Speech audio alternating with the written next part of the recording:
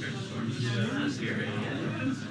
you seen the video of the Marine Tower? It's awesome because you basically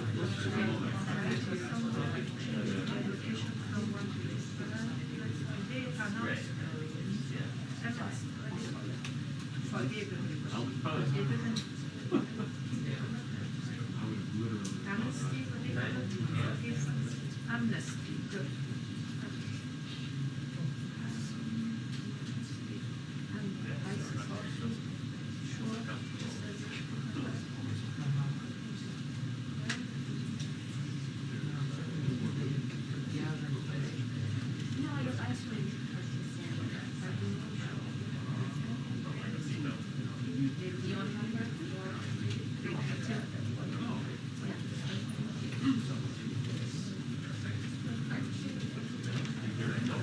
Two minutes. 2 minutes.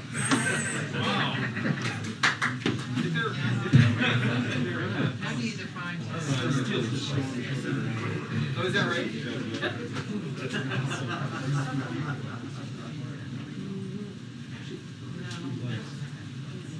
So the UHF antenna that they have on the roof for, kind of broke their system.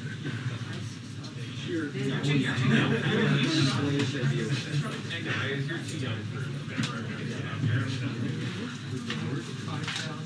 Yes, that's it. Oh, that's the way out.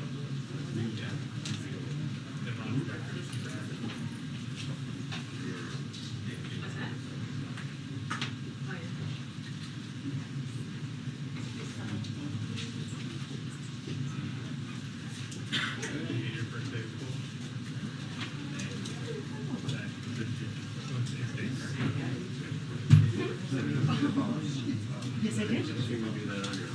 Yesterday. Did you get a haircut? Couple. We'll see what comes of it.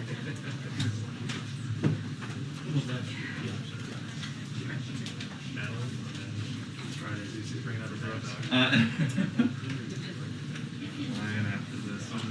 Just one less pair of shoes.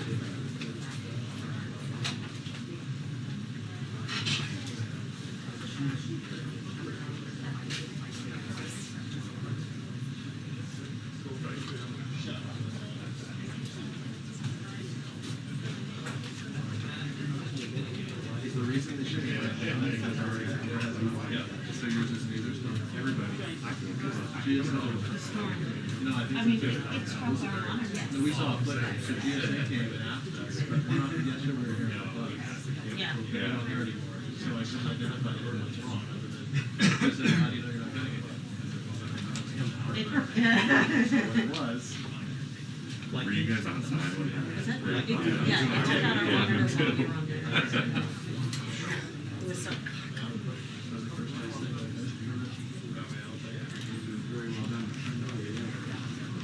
Good afternoon, everyone. I have a couple of items for all of you at the top.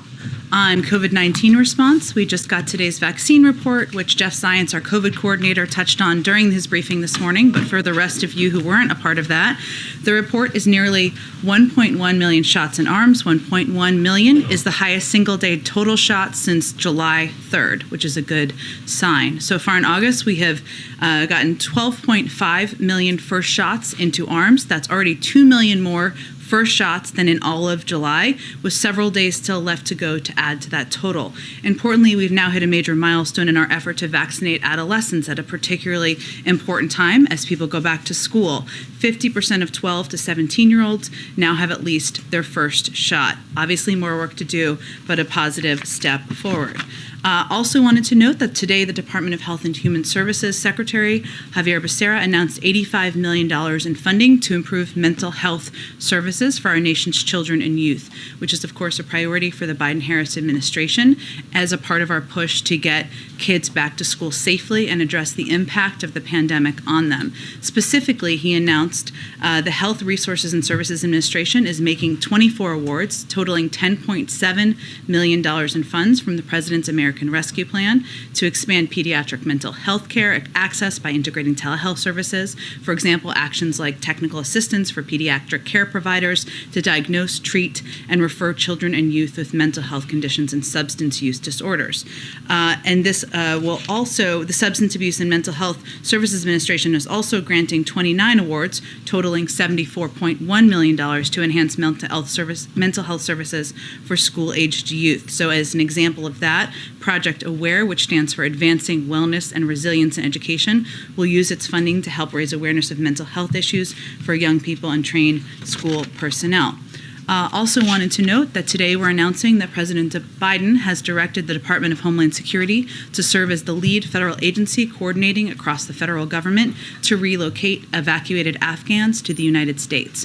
Already, DHS has been working closely with agencies across government, including our military, diplomats, intelligence community, and law enforcement professionals, and many others, to ensure that all Afghans are screened and vetted prior to being allowed into the United States. Additionally, all evacuees will continue to undergo extensive COVID-19 and public health precautions, including immediate COVID-19 testing and offered vaccines upon arrival.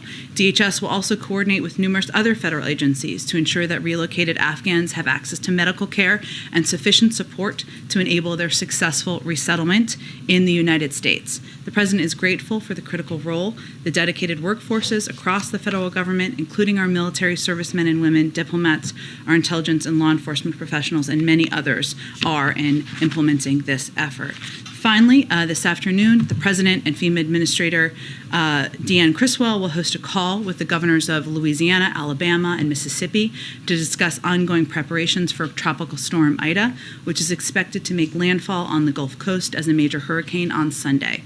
As some of you may know, Sunday is the 16th anniversary of Hurricane Katrina, which caused widespread devastation, claimed more than 1,800 lives, and displaced so many families. The FEMA Administrator was in Louisiana yesterday. She met with Governor Bell Edwards and the State Emergency Management Director to discuss how they're mobilizing to prepare for what could be a very dangerous storm hitting a region that has been heavily impacted by the Delta variant. And the President will be closely tracking this and receive updates through the course of the weekend. Amr, with that, why don't you kick it off? You put out a statement not too long before we came out here that had some pretty sober language in it about the latest briefing the President has gotten from his national security advisors, namely that impact is likely.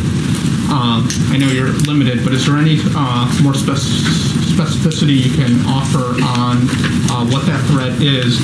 And secondly, what does it mean for the evacuation? Does the intel in any way also, and changes that need to be made, limit or restrict the ability to continue or get as much done with the mission through August 31st? Sure. Well, I think many of you may have seen the statement I put out this morning, but just to highlight the reference I believe Amr was making, what I would conveyed in the statement was that the national security team the President met with this morning advised the President and Vice President that another terror attack in Kabul is likely. And they are taking maximum force protection measures at the Kabul airport and in surrounding areas with our forces as a result. I will note that the Department of Defense also just gave a briefing this morning, and I will echo some of the descriptions that they offered. The threat is ongoing and it is active. Our troops are still in danger. That continues to be the case every day that they are there. This is the most dangerous part of the mission. This is the retrograde period of the mission. And what that means is that this is the period of time when the military, commanders on the ground, and forces begin to move not just troops home, but also equipment home. And that is often a very dangerous part of any mission. But in this case, they're also doing that while there is an ongoing and acute threat from ISIS-K. So that is what they are facing. I would note, since you gave me the opportunity, that the military made clear to the President that they are committed to continuing this mission, to getting, to saving lives, to evacuating more people from the country over the coming days and completing their mission by the 31st. What it will also mean as they move to this retrograde phase is that there will be a reduction of numbers over the next couple of days. And we've been putting those numbers out to all of you twice a day so that you can see how that, how we are evacuating people out of the country. Those numbers will go down in the next couple of days, and you should anticipate that. That is as a result of the retrograde process that needs to take place. But also, I will note that, of course, force protection is front and center and is vital to the mission. One more. President Biden told reporters in the Oval Office during his meeting with the Prime Minister that he talked to Dr. Fauci today about the prospect of giving booster shots after 5 months instead of 8. Can you explain why he's looking at that?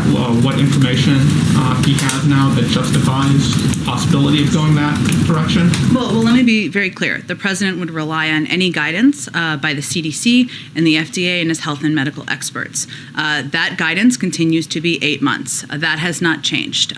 So I want to be very clear on that. If they were to change their guidance based on data for any particular group, he would, of course, abide by that. But for people watching at home, for you all who are reporting out this, nothing has changed about the 8-month timeline as it relates to the boosters. Why did they go? Why is this conversation even happening? What sort of triggered going from 8 to 5? Well, I would say I can't. I obviously wasn't sitting in the meeting having the discussion with them on this, but as Israel has taken the step of doing 6-month boosters, and it's the president referenced advice he'd been given from the prime minister. Obviously, we make our own assessments based on our health and medical experts here in the United States, and nothing has changed on that front. So I think it was more likely a reference to that. And obviously, we have ongoing discussions with our health and medical experts about what they look at. Go ahead, Trevor. Two on Afghanistan. First, I just wanted to get an update on the president's plans, if he has any to meet the troops when their remains are returned to the United States. Well, there hasn't been an announcement, as you know, by the U.S. military about the timing of that, but I can reiterate what I conveyed yesterday, which is the president will look for any opportunity to honor the servicemen and women who lost their lives yesterday, but I don't have anything to announce at this point in time. Okay, and then just one other thing. There's been some reporting around the Taliban requesting an ongoing diplomatic presence in Kabul from the United States. Could you talk a little bit about what the thinking is here at the White House about whether that's appropriate and how or if that would happen after the end of August? Well, I would say first that we are looking at ways, and I will refer to our Secretary of State and the State Department here to continue to engage. I'll note something I said. I know this wasn't exactly your question, but just to get it in here, that the President did direct the Secretary of State to continue diplomatic efforts with international partners to secure means for third country nationals and Afghans with visas to leave the country even after the U.S. military presence ends. A part of that would certainly be having a coordinated approach and engagement with the Taliban, because in order to continue to evacuate any American citizen who was not yet prepared to leave, who wants to leave, third country nationals and Afghans with visas, we will need to coordinate with the Taliban. That does not mean or translate into a presence on the ground. As we've noted, we are pulling our presence out by the 31st, and that has not changed. Go ahead. Senate Foreign Relations Committee Chair Bob Menendez put out a statement that said, in part, we can't trust the Taliban with American security in terms of in the wake of the attack yesterday. I don't want to get a semantic debate about the word trust, but I guess my question is the coordination with the Taliban the best of bad options right now, or was it the view from the military and from the White House that it was the only option given the dynamics on the ground? Maybe both. And I will say, I know I won't get into a semantic debate, but I think it's worth repeating as often as I can that we don't trust the Taliban. This is not about trust, but there is a reality on the ground. And the reality is the Taliban control large swaths of Afghanistan, including the area surrounding the perimeter of the airport. So by necessity, that is our option to coordinate with, to get American citizens out, to get our Afghan partners out, to get individuals who are eligible for the range of programs the United States has out. And we have now evacuated more than 105,000 people as a result of those coordinated, in large part as a result of those coordinated efforts of getting people out.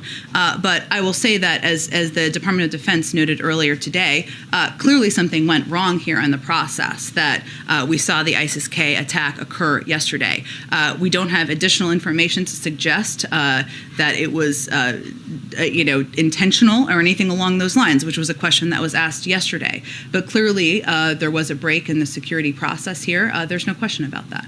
Just one more kind of following up on what Amar asked. It is rare that you have U.S. officials be this definitive about the security threats that are being faced anywhere in the world.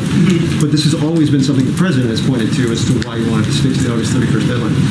Is there a tangible difference in what you guys are seeing or have seen over the course of the last several days that makes this moment different than what the president was citing a week ago or 10 days ago? Well, I can't always, I know you're not asking me to, but I can't clearly get into specific details from here. But what I think the reason we put this out publicly in the way we did is because yesterday there was a attack by terrorists that killed 13 members of the U.S. Military. And it's important for us as the government to be clear about what threat our U.S. forces are facing on the ground as they continue to implement the mission. And that threat is acute, it is ongoing. Our troops are still in danger, and they are taking the steps they are taking to save lives and evacuate people because of their commitment to the mission, and we felt it was important for people to understand that. Go ahead. Thanks, Jen. I also wanted to ask you about the statement you put out. You said that in light of yesterday's attack, the troops there are taking maximum force protection measures at Kabul airport. What resources are available to them that they didn't have yesterday? They have the same number of troops and the same amount of equipment. Any resources that they need and they request from the president, they will be granted. But I'm not going to get into additional details. Okay, and then I'm also wondering if the president has any plans to speak to the families of the fallen service members? Yeah, so how this process works is the next of kin notifications would, of course, happen by the Department of Defense, typically in person to next of kin. I believe they gave an update on that this morning, conveyed that that process is ongoing. The president wouldn't then make a call or reach out until that process is completed. And it would be up to the next of kin and the families to determine if they are prepared to receive a call from the President of the United States. And I think it's important to note that this may be the worst day of their lives, and they may or may not feel they're ready to talk to the United States or they want to talk to the President of the United States, and that's their choice. But I expect once any calls are completed, we'll provide you all an update. Great. And then finally, I want to know if the White House has any reaction to the swath of Republican lawmakers who are now calling on the president to resign over this? Well, Nancy, I have to say that seeing some of this occur or be called for or be put out on Twitter, the backdrop here is the U.S. men and women of the military deployed on the ground are bravely continuing to implement a mission to save lives on the ground. American citizens, Afghan partners, many people that some of these same individuals are calling for us to evacuate. Yesterday, they lost 13 of their own, and the president made absolutely clear that we are going to hunt down, go after, and kill the terrorists who are responsible. Everyone should be supportive of that. So you're saying now's not the time for politics? Correct. Go ahead. Thank you, Jen. When the president says, we will hunt you down and make you pay, what does that look like? Is he going to order a mission to kill the people responsible, or would he be satisfied if they are captured and brought to trial? I think he made clear yesterday that he does not want them to live on the earth anymore. Okay. And as the U.S. is coordinating with the Taliban about security for the next couple days, some of the people running security for the Taliban in Kabul are terrorists with millions of dollars worth of bounties on their heads. Are we going to try to bring those known terrorists to justice before we leave the country?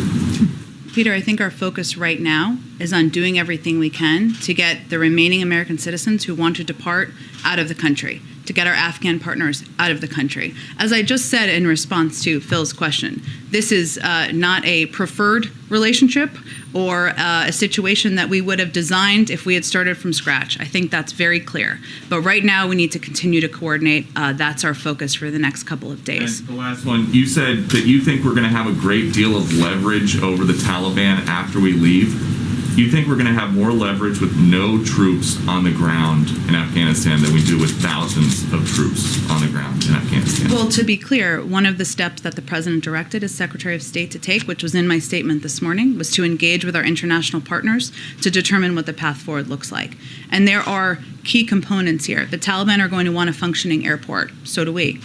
There's an enormous amount of economic leverage that the global community has. That's something we need to work with our international partners on. As we have more to update you on, we will update you on it. In terms of the president's commitment to make those who were responsible for yesterday's attack pay, is the president committed that even after American troops leave Afghanistan, he would be willing to send in American troops, even in some covert form, to complete that mission to kill those who are responsible? I'm not going to get into details from here on what hunting down and going after the terrorists who killed 13 service members will entail or detail, and I don't think the Department of Defense will either, but that commitment will remain until it's done. Suffice to say, it means the potential exists for troops to go back into Afghanistan even after that. Again, I'm not going to get into the detail of what that would require, but his commitment remains until it's done. Understood. In terms of the commitment, just so it's clear for Americans right now, just 4+ days away from the August 31st deadline, is the White House's commitment still at this point that all Americans who want to leave Afghanistan will be able to leave before that date?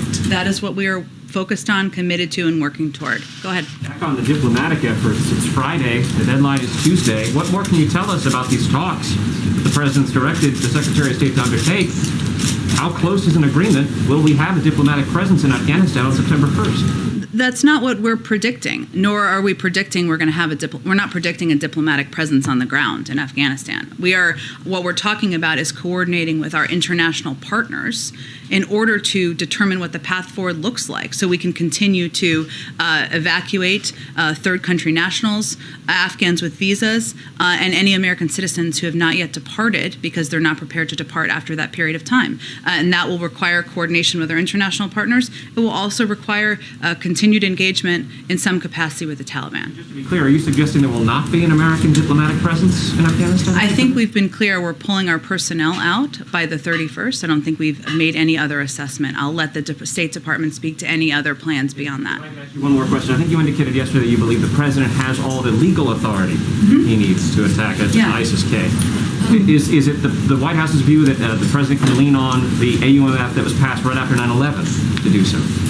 I can just assure you the president and the military feel they have all the authorities they need to attack ISIS-K. Go ahead. To follow up on Steve's question, the G20, some members of the G20 are pushing for a special meeting on Afghanistan, Italy, India. Is there a discussion yet of having a date for a special G20 meeting on Afghanistan? It's a great question. It would really happen and be coordinated through the State Department, Jennifer. So I would refer you to them. I expect they'll have more details on their planned engagements with international partners in the coming days. And then the president in the Oval Office talked about how if diplomacy fails with Iran, he would be willing to look at other options. Can you share a little bit more about what other options might mean? Well, any president always maintains a range of options, but I would tell you that our objective and our first priority and focus is on a diplomatic path forward, and that's where we're putting our energies at this point in time. Go ahead. I know that there have been a lot of questions about this, but I just really want to try to get some clarity around after August 31st, for people who will still be on the ground in Afghanistan and want to get out. Does the U.S. right now have a vision of a process that they will use to get people out after August 31st? And what is the commitment after August 31st? Is it absolute? If you want to get out of Afghanistan and you are, you help the U.S. military, you're an Afghan, you'll be able to get out. If you're a green card holder or someone else who wants to get out, is the U.S. guaranteeing that you will be able to get out? I don't think we can guarantee, but what we can do is work toward, and this is what the president directed the Secretary of State to continue diplomatic efforts with international partners to secure means for third country nationals, Afghans with visas who may be eligible for our programs, of course, any American citizen who remains in country to leave the country even after the U.S. military presence ends. There's a means of mechanisms for that. Those conversations are ongoing. That's our objective. Our commitment does not change on August 31st. Obviously, we need to figure out the operational mechanisms, which is the conversation that's underway. I have a question about green card holders in Afghanistan, U.S. green card holders. Are they being prioritized right now, or is it only U.S. citizens? Are green card holders not being prioritized at this point?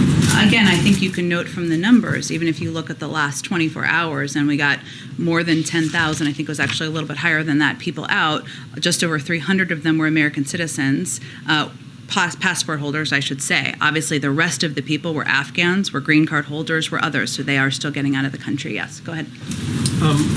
The administration, the Biden administration, is filled with people who've had a long experience with Afghanistan, many of them dating back years, if not, decades. Including the president. Including the president. Most of that time, the Taliban was the sworn enemy. I mean, it was the enemy against whom we fought. Is there a recognition inside the administration of the irony, sort of grim irony of being in a position to rely upon and coordinate with and have negotiations with the adversary that that many of them fought for 2 decades? I think irony is far too light of a term. I mean, the reality is here, as kind of to Phil's earlier question, this is the circumstance we're faced with. The Taliban controls large swaths of the country. That is not what anyone anticipated at this point in time. In order to get American citizens out, in order to get our Afghan partners out, in order to get green card holders out, we need to coordinate with the Taliban. We've been able to evacuate more than 105,000 people as a result. This is not the only place in the world where we have to work with adversaries or people who have been enemies at times in order to further U.S. national security objectives. That's a part of what you have to be flexible to do when you're running the United States or when national security teams are looking to achieve our objectives around the world. Was a little bit more of the emotional side of it. I mean, do you sense from inside the administration and the meetings that you're in a kind of resignation or frustration or whatever you want to call it with the sort of situation that they find themselves in? No, I understand your question. I would say, having sat in a lot of these meetings, there's just not a lot of time for self-reflection right now. The focus is really on the task at hand. And even as we're talking about these threats that are acute and ongoing and increasing, we're focused on that and what the information is that's incoming, what steps we can take to get more people out over the coming days or the remaining days. So I wouldn't say there's a lot of focus on self-reflection at this point in time. Go ahead. Yeah, thanks, Jim. What is the White House's reaction to the Supreme Court yesterday overturning the CDC's targeted evictions moratorium? Does the White House now want Congress to act to issue a new moratorium? And what is the White House doing to address what could now become a real eviction crisis for many renters out there? Sure. Well, first, President Biden would, of course, support congressional action to authorize an eviction moratorium, and the Supreme Court has now clearly outlined that as the sole way a moratorium could remain in effect. Now, at the same time, I think it's important to remember what our objective is here. Our objective is to keep as many people around the country in their homes as possible. Federal legislation is one way to do that. Obviously, the eviction moratorium we have had in place and we've been issuing month to month is one way to do that. But the ERA funding that came through the American Rescue Plan and is going out to states is another way to do that. And we have asked and we have put out today, the Department of Treasury and the Secretary of HUD sent a letter calling on all governors, mayors, county officials to put in place their own moratoria. There are 7 states across the country who have done that. It has the same impact, right? Because it is preventing people from being kicked out of their homes, and these states have the funding, thanks to the American Rescue Plan, to get that done. Now, the other piece that's our responsibility that we continue to focus on is working to eliminate any red tape that exists. We made some announcements earlier this week that allows renters to attest to their economic circumstances to make it easier. That is, we have seen an impact in some states, but we're going to continue to look for ways to ease the burden and make it easier to get access to this funding. You said that Biden would support another moratorium, but is he going to actively urge Congress to take up a vote and pass one, to issue one? He has conveyed that, but I think it's really important just to go back, not to beat a dead horse here, but to not miss the forest through the trees here, which is what we're trying to do here is prevent people from being evicted from their homes. If there were enough votes to pass an eviction moratorium in Congress, it would have happened. It hasn't happened, right? So what we're looking at now is how to achieve the objective that we all share, which is to, not everyone, I should say, but a lot of the people who have calling for an extension on this, which is to keep people in their homes. There is means to do that in these states. 7 states have taken the steps. More states can take the steps. They have the funding they need. Go ahead. Thanks, Jen. We've heard reports that refugees from Afghanistan have been landing at Dulles Airport and they've had to sit on airplanes for hours at a time, sometimes with no or limited access to food. Is this something the White House is aware of, and are you making any efforts to smooth this out? I know you said DHS is sort of taking the lead on relocating Afghans, but what does the White House think about these conditions right now, and what are you all doing about it? Well, certainly we are always working to improve the conditions for people who are coming to the country. But I think the important context here is why that is. And that is because our security vetting process is so thorough that even as people are vetted before they come, they go through a background check before they come. We implement multiple layers of checks, including a confirmation in some cases on landing, and that is to check the manifests. And in a limited number of cases, we have vetting processes that may be unresolved, very limited, but that may lead to at times a delay in individuals being held on the plane, so that we can have that process seen through. Now, of course, ensuring that people are treated humanely as they are coming to the United States, they have access to food and to water, is something we are committed to, and we will continue to improve any of these conditions. But I think the reason why these planes are waiting is also an important part of the context here as well. And just to follow up on one thing, I know earlier you addressed some of the Republican criticism of the president, but what is your message, what is the White House's message to Democrats who have expressed substantive concerns about the withdrawal from Afghanistan? Do you have any message to them or response to some of their criticism? Is there a specific piece? I mean, Congresswoman Susan Wild, for example, has said that, it's clear to me that we could not continue to put American service members in danger for an unwinnable war, but I also believe that the evacuation process appears to have been egregiously mishandled. So what's your response to something like that? Look, I don't have any direct response to any member of Congress, but what I will say is that it is easy to throw stones or be a critic from the outside. It is harder to be in their arena and make difficult decisions. And the decisions that a commander-in-chief has to make include among difficult options, right?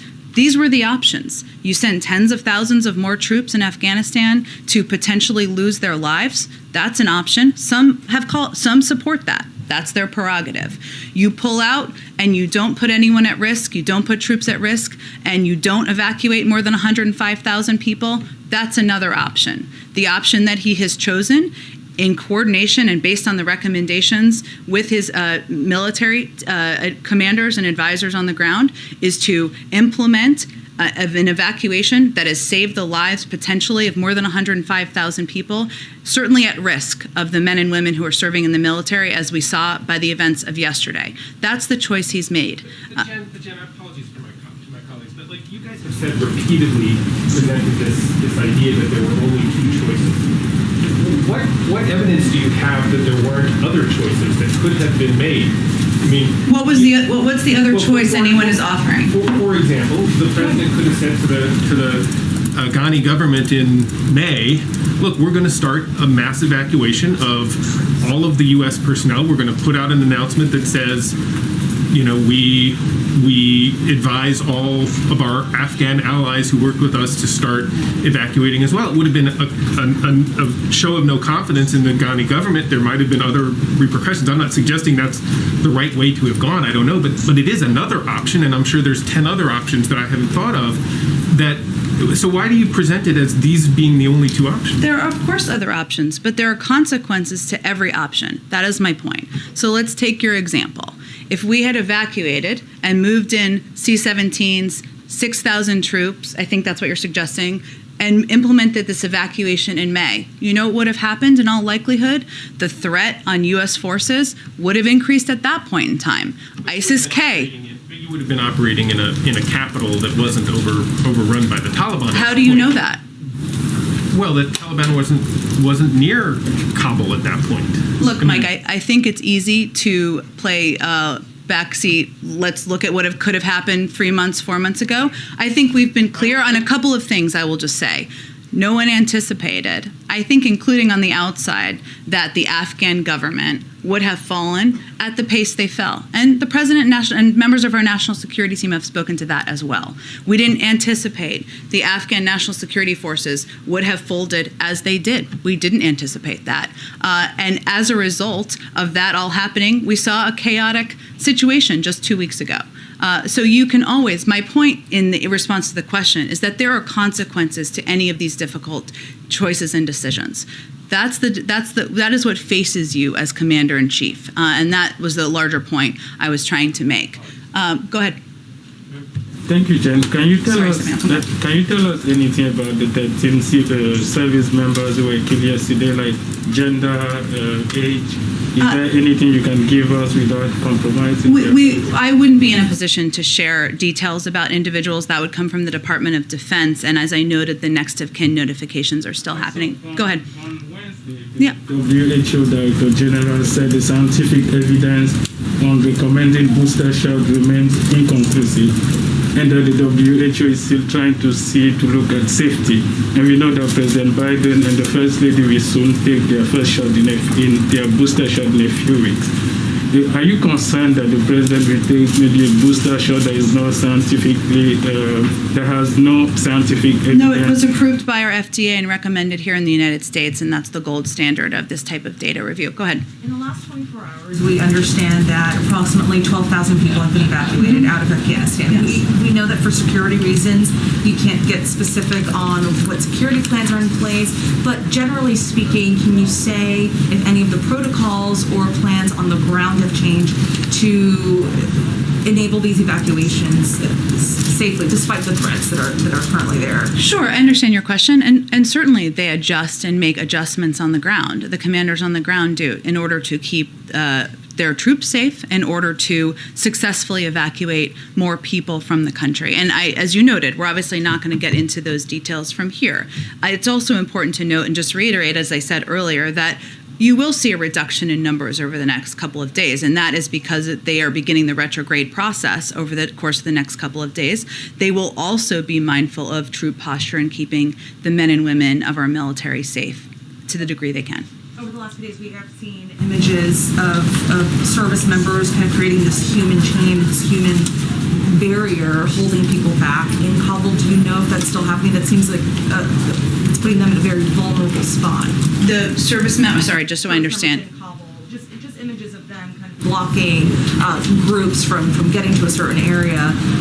Do you know if that's still happening, or is that one of the changes that's been implemented? I can't. I would point you to the Department of Defense for any operational changes they can speak to, and I would predict they're not going to speak to many in detail. What I will note and refer to is something General McKenzie said yesterday, which really stuck with me in terms of illustrating what's happening here. In order to do the security screenings necessary, people have to get quite close. The members of the military have to get quite close to individuals they're screening. They've screened, as we know, tens of thousands of people. So some images may reflect that. I think what you're talking about is something different from that, but I would certainly point you to them for any specifics they can provide. Oh, good. Go ahead. Go ahead. On the fake vaccine cards that are making the rounds, the Health and Human Services Office of IG told us this morning that they are receiving, quote, increasing reports of individuals creating, purchasing, and using fake COVID cards, COVID vaccine cards. How concerned is the White House that this could threaten the nation's progress against the virus? I would not state that as our level of concern. Of course, we are concerned about fake vaccine cards. I don't have an assessment of how widespread it is. I'd have to check with the team and get an assessment of that. Go ahead. Thank you, Jen. Thank you. I have two questions about the president's commitment to give it to us straight, as he often says. The Democratic Congressman Seth Moulton told journalist Hunter Walker, a former White House colleague, quote, even if you completely agree with the Biden administration's decision to withdraw, the way they have handled this has been a total FUCKING disaster. President Biden firmly committed last night to evacuate any remaining Americans, but you seem to say just now, I don't think we can guarantee that. So which is it? I think the question was actually about individuals who are still there because they're not prepared to leave, or other Afghans or others who may want to depart. Just for clarity, I know you care about context. So there is a commitment to evacuate all Americans, and if so, does that mean there's some sort of deal with the Taliban? I don't even understand what your question is. The question is that the airport evacuation obviously was disorganized, as criticized even by Democratic congressmen. Is there actually a plan behind President Biden's commitment to evacuate any remaining Americans? I think the fact that we've evacuated more than 105,000 people, including, and I can give you all the latest numbers, which I know the State Department is giving or is about to give. So Of those evacuated since August 14th, we've evacuated at least 5,100 U.S. citizens, likely more. We've received confirmation within the last day more than 300 additional Americans were evacuated. Based on our outreach, there are approximately 500 American citizens we are currently working with who want to leave, and we are communicating directly and in direct contact with them. That speaks to our commitment, I think. My second question on the topic is, yesterday the Conservative Transparency Group, Judicial Watch, released Secret Service records on dog bites involving the first dog, Major. One email said that Secret Service agents were bitten every single day for 8 days from March 1st to March 8th, and that a White House visitor was as well. At a March 9th briefing, you only described one biting incident to us and described the dogs as being whisked back to Delaware on a pre-planned trip to visit family friends. Obviously, that is not the world's most important story, but it is significant because we expect honest information even for minor stories. So can you explain to us why there was a kind of misleading account presented to us? And if we can't get honest information about minor stories, why should we have faith in the administration's account for larger issues like Afghanistan? I know you do keep the dog in the news in the briefing room, so thank you for that. As we've stated previously, Major has had some challenges adjusting to life in the White House. He has been receiving additional training, as well as spending some time in Delaware, where the environment is more familiar to him and he is more comfortable. I don't have any additional specifics, but I think that speaks to where Major is located, to be fully transparent and your ongoing interest in the dog. Go ahead. Unfortunately, these evacuations are happening during a pandemic. Can you tell us a bit about, are these, I believe there's a quarantine, but are these people being vaccinated? Because I know that the percentage in Afghanistan population it's less than 5% that are vaccinated. Sure. Let me give you kind of an update on this, because I know there was a story out earlier today, and I can give you a bit more detail on it. So let me just find all the details. Well, I can tell you basically that individuals who come in to the United States are offered a vaccine. For those who are coming in on the condition on parole as parolees, it is required. It is a condition of their parole to the United States. But we have made this available at Dulles, and we are continuing to look for ways to expand access to the vaccine to other places where individuals are landing, to provide it as quickly as possible on landing. In terms of what steps are taking, everyone is tested upon arrival, and steps are taken if individuals test positive to quarantine them. Obviously, American citizens are asked to quarantine, and like any other American citizens, that would be something they would do on their own. Go ahead. The president pledged to hunt down people responsible for this attack. How do you prevent that from becoming an open-ended mission, much like the previous, targeting of terrorist groups in Afghanistan? Well, again, I think the military and the national security team that serves the president has enormous capabilities and capacities and is pursuing a range of missions at the same time. Obviously, the one they are undertaking in Afghanistan is one that is front and center in the news right now. But I will tell you that we are consistently looking and tracking down and hunting terrorists around the world where they are. This is going to be a part of that effort. That will unfortunately be ongoing. And one of the reasons I would remind you all that the president made the decision to bring our men and women home is because the terrorist threat has metastasized. There are other parts of the world, and this kind of goes to an earlier question, where we don't have a military presence on the ground, but or a diplomatic presence on the ground, but we are still tracking counterterrorism threats. Libya, Yemen are two examples of that. So that will continue. Does the administration assess that ISIS-K wants to or has the capability to attack Americans domestically in the United States, or just in Afghanistan at this point? No, that's not an assessment we've made at this time. Go ahead. To ensure, is today your last day? Yes, it is. Well, thank you for your services in the media. We decided there were too many Steves in the briefing. There are a lot of Steves. I will look into that. To ensure Iran never develops a nuclear weapon, President Biden told the Israeli Prime Minister today, quote, "We're putting diplomacy first and seeing where that takes us. But if diplomacy fails, we're ready to turn to other options." Can you detail for us what are those other options? Well, as I said a little earlier, I mean, any president has a range of options at their disposal. I'm not going to outline those from here, but our first preference and our priority and our focus is on the diplomatic path and pursuing the diplomatic path forward. So that is where our energies lie at this point in time. Go ahead, Karen. Does the president want to see Congress come back from recess to deal with the eviction issue? That would be up to the Speaker and leaders in Congress to determine. But again, and certainly he would support and would be happy to sign, would love to sign legislation into law. But there are ways to achieve the same objective, and that's what we're really pressing on, and we have the power to implement from the federal government. Friday, you usually give us a week ahead. Do you have details for what the president's doing next week? I think maybe I skipped that. Thank you, Karen. Hold on. I didn't even mean to do that. 1 second. Oh, yes. Apologies. Thank you for the prompt.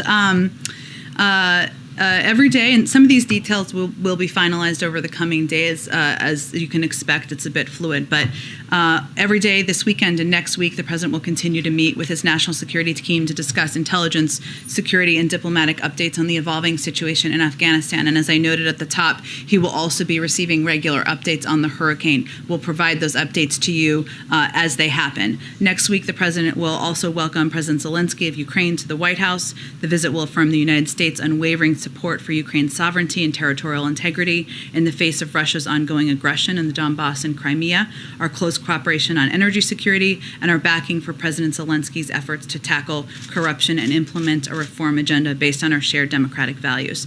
And on Friday, he will deliver remarks on the July jobs report and the progress made by his administration to build the economy back better. As we have more details over the weekend, we will provide them to all of you. Go ahead. Thank you, Jen. Oh, it's our Friday guest. We'll get to him in a second. It's been a while. Go ahead. Thank you, Jen. Two quick follow-ups here. I wanted to return to the binary of continuing a forever war that both Republican and Democrat administrations opposed, that the polling showed the majority of the country opposed, and then the withdrawal and the idea that, no matter what, that was going to be messy. Given the events of the past 2 weeks, does the president feel that U.S. military personnel were put in the best position to carry out their mission on the ground? Well, I would say first that anything the U.S. military has asked for as they're working to implement this mission, they have been granted. And I think they would confirm that as well. And the president asked them that at the end of every meeting. I would also note something that was said yesterday at the Department of Defense briefing, which is that they know they are, and this is why the men and women of the military are so amazing and incredible. They know they are putting themselves in harm's way when they're working to implement missions like these. And they work to implement plans and put together plans that have force posture protection front and center. But when we're dealing with a real threat from ISIS-K, of course, events like yesterday unfortunately happen. And then yesterday, the president said that he made the assessment after talking to his military advisors that Bagram Air Force Base was not much of a value add. I'm curious because General Milley earlier in August said, quote, if we were to keep both Bagram and the embassy going, that would be a significant number of military forces that would have exceeded what we had, or stayed the same, or exceeded what we had. Was that decision about leaving that air base, was that because it wasn't a value add, or because it would have required, sending more troops over there? Well, Bagram was an enormous base that required an enormous presence. It also made it, and also it has a significant different distance, I should say, from Kabul. Significant, I guess, is all relative, but is far away from Kabul. So it would have required quite a presence to protect, and it wasn't located in a place that would have been as effective in evacuating people who are located in Kabul. Really quick one. Yeah. The president said yesterday, quote, we have greater threats coming out of other countries, a heck of a lot closer to the United States. Is there anything that you can tell us a little bit, like what countries he was referring to in particular, as opposed to Afghanistan? It's a bit of an alarming statement. I think he was intending to convey what he's conveyed many times about the metastasizing threat from a range of terrorist organizations that have greater capacities around the world, and how we need to keep our eye focused on those as being one of the root reasons why he brought our men and women home. Go ahead. Does the administration have any guarantee from the Taliban not to harm Americans who are left behind? choose to stay behind in Afghanistan after August 31st? Well, that is certainly our expectation, yes. And we're working through. Go ahead. Jen, I want to follow up on Philip's question, but very quickly, a source while we've been sitting here said to me that the Taliban is preparing to take over the airport by as early as Saturday, and there may already be some infiltration into parts controlled by the military, HKIA. I'm wondering, has the president moved up the August 31st withdrawal, even unofficially? No, and the Department of Defense gave an operational update about 2 hours ago on the retrograde process. I have not obviously seen that reporting, and I'm happy to talk to them about it after, but nothing had changed. Just a quick question, follow-up Philip's question. You said it's easy to be a critic from the outside, as we've heard from lawmakers, but some members of the Marine Corps have taken to social media and they're criticizing not the president, but top generals for failing to be accountable for a strategy that they say costs lives. For example, we've just been talking about Bagram. The closing of that no longer had the high trauma capabilities to deal with some of these horrible and horrific injuries, and that the airport was ill-equipped. Any sort of serious injuries, you'd have to be medevac to Germany. Was this a miscalculation on the part of the generals? And with regard to the president, he said he was listening to his generals. Two questions really quickly on that. Sure. Does he believe he was given bad advice? And will he ask for any resignations of his generals, given the high cost of American and Afghan lives? No to both of those questions. I think that what the president looks at the events of yesterday as a tragedy, and one that was felt viscerally by the leaders of the military as well. And losing members of your men and women working for you from the service branches is devastating. It's devastating for the president. It's devastating for the leaders of the military as many times as it has happened. And it is a reflection on all of them and the people on the ground that they are continuing to implement this mission even under difficult and risky circumstances. Go ahead. Just as a follow-up to the previous question, Republican lawmakers have really targeted Secretary of State Blinken. They went so far as to introduce impeachment articles today. Does the president still have confidence in the Secretary of State, and what is the White House's response to the articles of impeachment? Yes, he does, and I have no response on a day where we're still honoring the lives of men and women in the military who were lost yesterday. Go ahead. Thanks, Jim. I've got two questions, one on Afghanistan and one on the bilateral. On Afghanistan, do you have any updates as to those people, those Americans that you were saying you were still trying to contact and to figure out where they are? Has there been ever any progress on that front? So I gave a little bit of an update earlier, but we've received that just over the last day, we evacuated more than 300 additional Americans. Those were a number of people who we're working to engage with and be in contact with. There are approximately 500 American citizens we are currently working with who want to leave, and we're communicating directly with to facilitate their evacuation. That's the update from the State Department. They may have more details, given they have been overseeing the constant contact, which we went and did another round of contacts via email, text, WhatsApp, phone over the course of yesterday. And on the bilateral, the president said that he was still right now focused on diplomacy regarding the Iran nuclear deal. How long is he willing to fight for that diplomatic path? When is he going to feel like it's done and he's moving to other options? Well, I'm just not going to give an end date on that, given it is by far and away our best option and the preferable option. And we're in this situation because the prior administration pulled out of the Iran nuclear deal and prevented us from having the visibility we need into Iran's capabilities. And that is why we're going to continue to pursue it, but I don't have an end date or an end timeline. Go ahead. Thanks, Jen.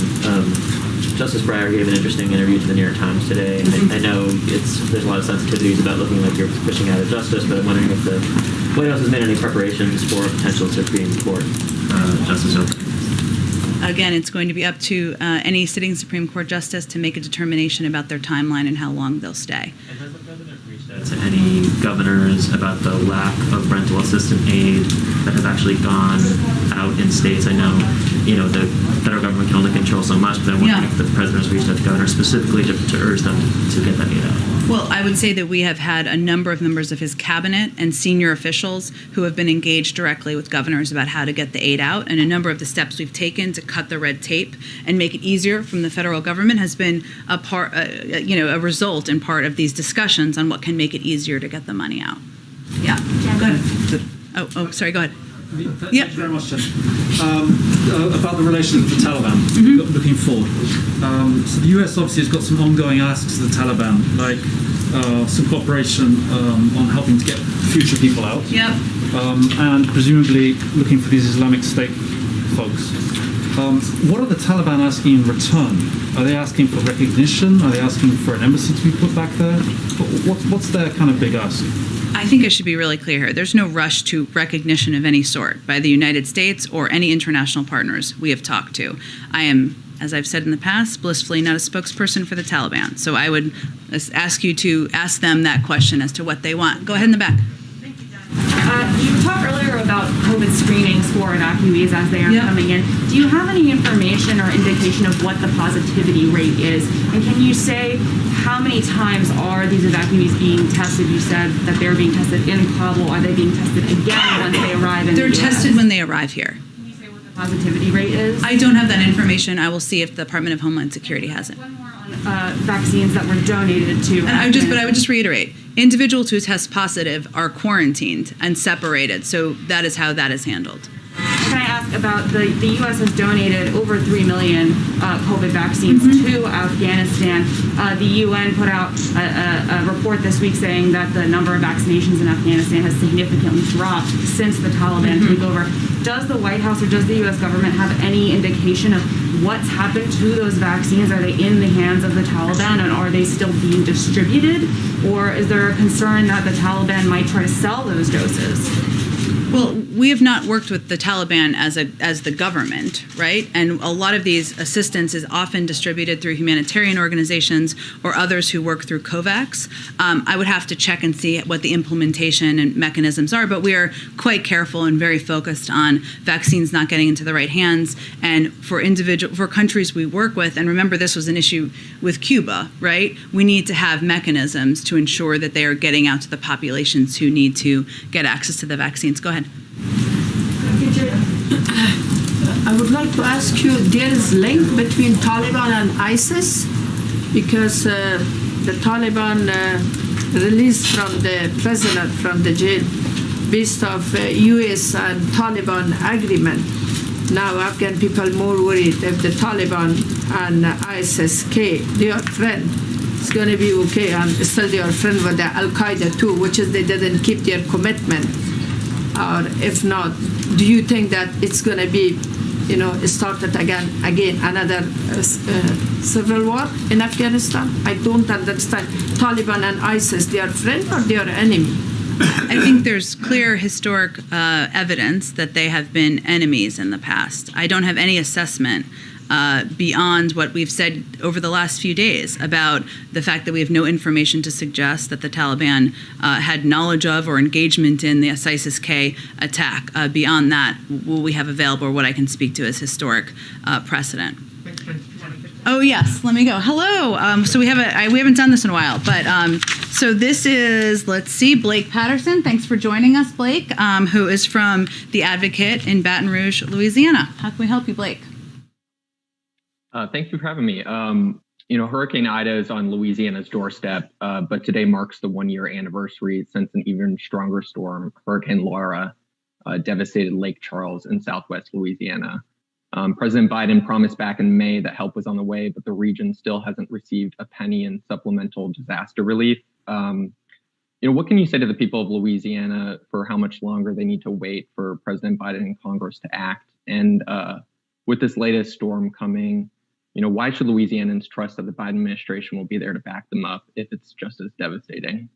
Well, I can tell you that the president is incredibly focused on Hurricane Ida and the fact that it is approaching your community and your state later this weekend. I think we're going to announce this shortly, but I'll tell you, we are sending a surge response team, 50 FEMA paramedics who will be providing medical care statewide, 47 FEMA ambulances operated by 94 FEMA emergency medical service providers will be supporting patient movement statewide to assist the state in decompressing hospital load should that be needed. We have over 250 personnel across the state and 20 VA hospital beds.